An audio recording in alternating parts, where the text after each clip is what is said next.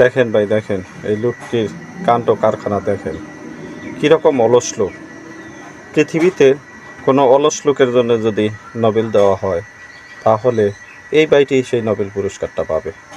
দেখুন, তবে আরেকটা বিষয়, এখানে শুধু অলস যে সেটাও না, দেখেন ওনার প্রতিভা, অসাধারণ প্রতিভা। কি সুন্দর করে খাওয়ার জন্যে একটি বানাইছে, হাত দিয়ে কিছুই তার ধরা লাগে না। দেখেন সবই তার এমনিতেই মুখের ভিতরে চলে যাচ্ছে।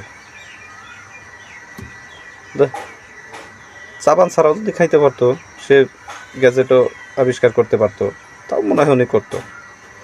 চাবানও লাগতো না, চিবাই চিবাই এই কষ্টটা কিসের উনি করে। ভাই দেখতে থাকেন ভিডিওটা, অনেক ভালো লাগবে।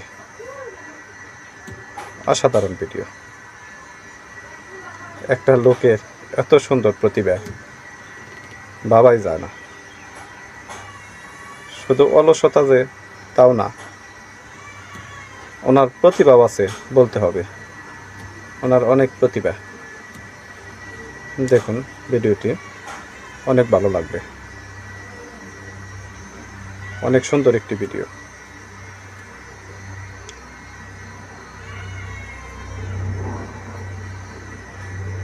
অলস মানুষের জন্য এইরকম গেজেটেরই দরকার।